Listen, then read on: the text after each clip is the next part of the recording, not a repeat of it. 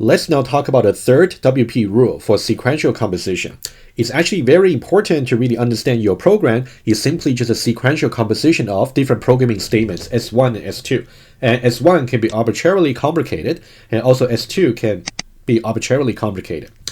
Before we see the rule, let me give you some intuition. Let's say what we got is we have S1 followed by S2.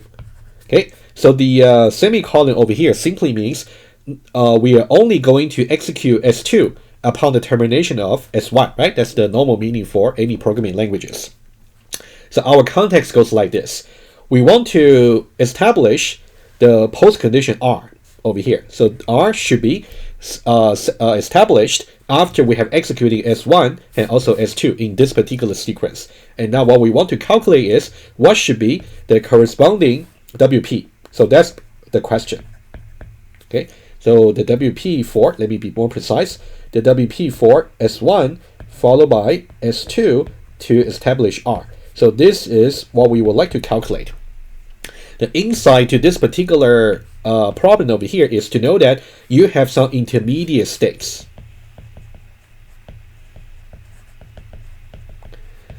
And this intermediate states is really about upon the termination of S1, we want to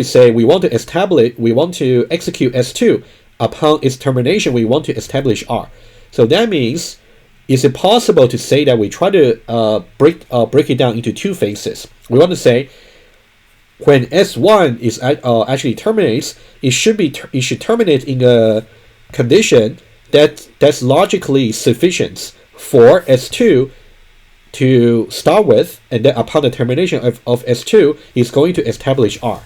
Okay, so that's basically what we want. So now, what would be the weakest precondition for S2 to start with so that it can establish R upon its termination? So that's the key. So now you can think about this particular intermediate state. We want to calculate the WP for S2 to establish R. So this, you can think about this will be the starting condition. So this will be the starting condition. The starting condition for S2 to establish R. But at the same time, you can think about this point over here is also the ideal ending condition for S1, right? So that we want to say, in order for S1 to really end up in a state, that would be the ideal starting point for S2. So we can also calculate the WP for S1 to establish this intermediate condition in order to really figure out the WP for the entire sequential composition to establish the ultimate R. So that's the idea. Okay. So now what would be the ultimate solution over here? So the ultimate solution would be, so now the WP over here would be, let's say this will be also the ending condition or the post condition. The ending condition for S1 to establish. So what would that ending condition be? Well, basically we want for S1 to really establish this particular post condition. And now what would be the weakest precondition for S1 to really establish that? So that would be, so you can think about it's like a WP for S1 to establish this entire thing over here. Let me just highlight it in orange. So this is the intermediate post condition that we want to establish. So this would be for WP S2 to establish R. So this will be the ultimate answer for our weakest precondition, right? In order for S1 followed by S2 to establish R, it would be that we want to calculate what's the WP for S1 to establish this intermediate post condition that's logically enough for S2 to establish R, right? You can think about it's really this particular intermediate states that actually matters for our calculation. All right, so hopefully that's enough intuition for you. And then let's now see how we can apply this to the whole triple for proofs. And let's go back to the slides, and that's exactly the weakest precondition. This might look a little bit complicated, but again, so this will be the intermediate post condition for S1 to establish so that this will be enough for S2 to establish the ultimate postcondition R. Okay, you can read the explanation over here. Okay, so now again, to really prove the Hoare triple, we want to prove this implication. So now, how can we do it? How can we prove when S is simply replaced by S1 followed by S2? Well, we simply apply the weakest precondition.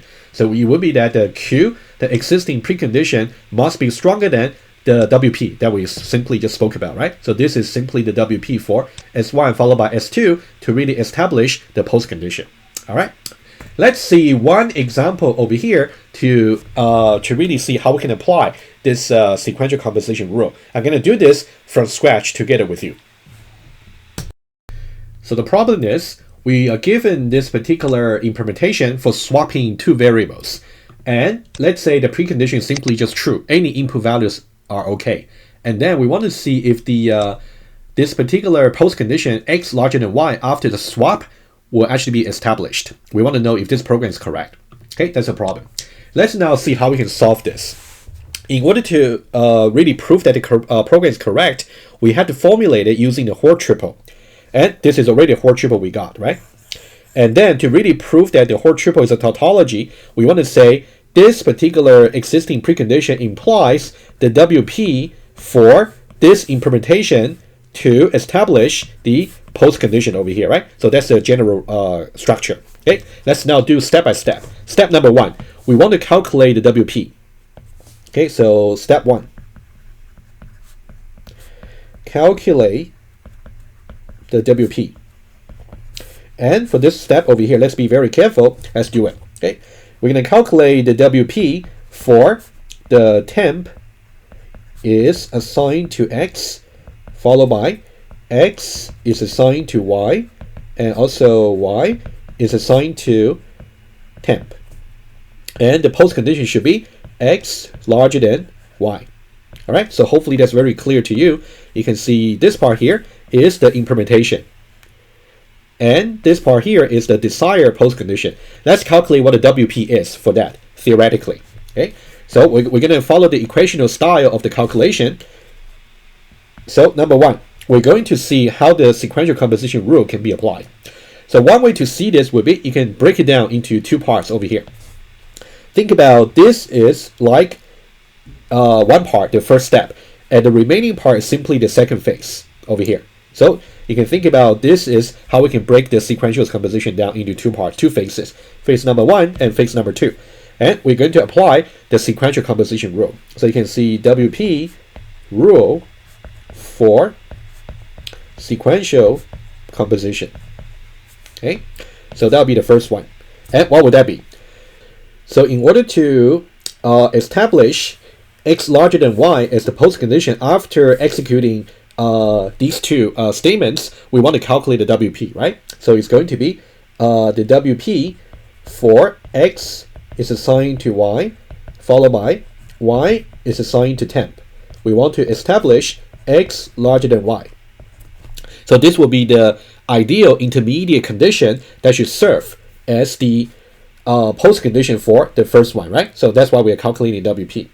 Okay, so now how can we be sure that upon the termination for this particular statements is going to establish the WP? To do that, we calculate what's the WP for this to establish this, right? So now you can see, we'll just copy exactly the WP here. So that'll be the WP for the temp is assigned to X to establish this WP. Hopefully the coloring over here can help you to see how we break it down into different phases. All right, so we are facing a similar problem over here. So we are not done yet. We are not down to the base case for a single variable assignment just yet, but we're getting closer. So now we want to do for this particular part, right? You can think about, we are again talking about this particular intermediate states. We want to be able to say upon the termination of X is assigned to Y, we want to establish a condition that's enough logically for Y is assigned to temp to establish this particular postcondition. What is that, first of all? So the pink one, again, we're going to just apply the WP rule for sequential composition.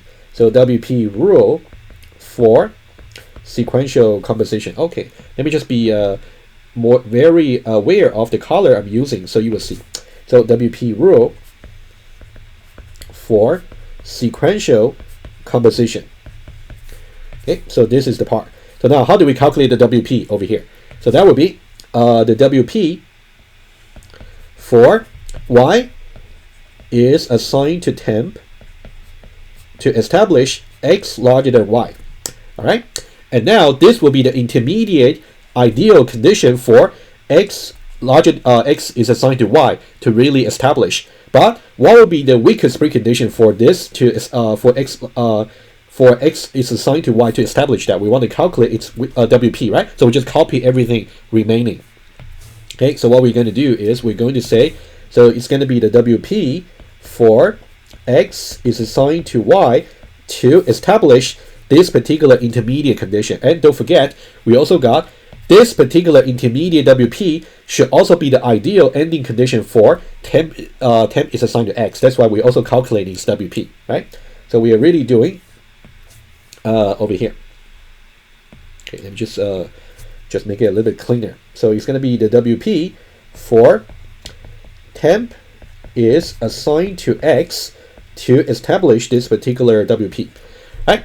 So now, if that can help, think about what we're doing over here. The blue one, the blue WP that we're calculating over here, you can think about this is the blue one. Okay, this is the blue one. And then the pink one that we are calculating over here, this is the pink one. This is the intermediate condition that we're calculating, right? So now you can think about, in order to really, after these three phases, we want to establish X larger than Y. We want to break it down into different phases. We want to make sure after this, we can establish the blue. Okay, let me say it again. After this, we want to establish the blue, which is over here. And then in order to do that, after this, we want to establish the pink, which is over here, right? All right, so hopefully so far you're still on the track. Okay, so now we are reaching basically base cases. You can see this WP over here. Notice what we have done. Originally, we got a single WP to calculate, but the programming part is way too complicated for us to process because we simply got sequential composition. But now we have broken that down after two applications of the sequential composition rule. So now we basically got 3 WP to discharge, right, to really simplify. So now this first WP will be the one to look at because that one simply contains the variable assignments. Okay, so now let's do the first one. Okay, so we are going to basically say we want to, how do we simplify this? Right, it's a variable assignments. So we can say WP rule for variable assignment. I can simply put a symbol here. That's acceptable. All right. Okay, so what would that be? So we're going to replace every free occurrence of Y in the post condition by the right-hand side of the assignment, right? The expression E. So what that would be? So that'll be X larger than temp. Okay, so this is something you can also calculate in your mind. All right, so now what would that be? So we're going to replace this entire WP over here by this simplified expression. So let's write it down. So that will be the WP over here. We still got the first one. Temp is assigned to X, followed by the second WP, and then it's going to be X is assigned to Y, and now the simplified one is X larger than temp. Okay, and then let's just be precise over here. All right, so that's about the first simplification. And we can apply, basically what we want to do now is to simplify this one here, this WP. You can see we're kind of calculating from right to left. So this will be the WP we want to simplify. So we're going to say WP rule for assignments. And what would that be? You can see here, we're going to replace every occurrence of X over here by the right-hand side, which is Y, right? There's no, this only involves about the change for X. That's why we can apply the assignment rule. Every occurrence of X by Y. So we're going to simply place just Y over here. Y larger than temp. So that'll be the result. Okay, so what we're going to do is we're going to, still the WP here will be for the temp is assigned to X to establish. So now to simplify here, simplified expression here would be y larger than temp. All right, so finally you can see how to complete this. Right, we got one more WP to really handle, and that's just about variable assignments. So again, we can say here WP rule for assignments. So now we're going to replace every occurrence of temp, right? You can see the assignment is about temp by the right hand side, which is x. So what we got is temp replaced by x. So that'll be y larger than x. So now this is the final result we have, which is the weakest precondition. So this is the weakest precondition for this three-stage program to establish x larger than y, right? So the post condition right here. So this is the final outcome. That's step number one. What about step number two? Step number two, you want to discharge the proof obligation for the whole triple. Prove or disapprove.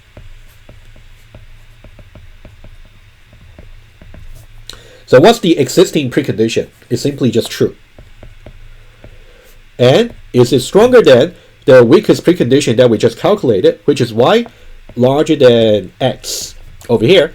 So you can see basically true implies anything would simply be equivalent to y larger than x. It's called the identity for implication, which you learned in the 1090, right? So now what we want to know is, can we prove or disapprove y larger than x is a tautology? Apparently this is not a tautology. Not tautology. So can you give me one example? Well, that's easy. Why don't I just give you one that's not going to satisfy this predicate? I can give you one where it's simply that the opposite. So what about x and y over here? I can say maybe y is simply 3 and x is simply maybe just 4. Okay, in that case, y larger than x is simply false. So this will be counter example. Think about what's going to happen here. Let's think about don't lose the big picture. If you simply apply this particular counter example, that means if we simply pass the input x and y is simply 4 and 3, after the swap it's going to be x becomes 3 and y becomes 4. In that case, x larger than y, is that the case? No, it's not the case. So that means the post condition is not necessarily established always for any inputs. So the conclusion is the program is not correct. The program not correct by using this particular counter example. All right, so it's a very complete walkthrough about this particular example. So you should really know about step number 1 and also step number 2. All right, so given any arbitrary questions about proving the correctness of some program, number 1, formulate a whole triple like what we're doing here, right, syntactically. And then you're going to break it down into 2 steps. Number 1, calculate the WP. And number 2, prove or disapprove that the existing precondition is stronger than the whatever WP you calculated from step number 1. All right. Okay. So finally, if you go back here, you can see the exact walkthrough I just did. I think just going through that together with you might be better for your learning. Okay, so finally you will see that there are 2 pages over here simply are the summary of the 3 rules of WP that we have talked about.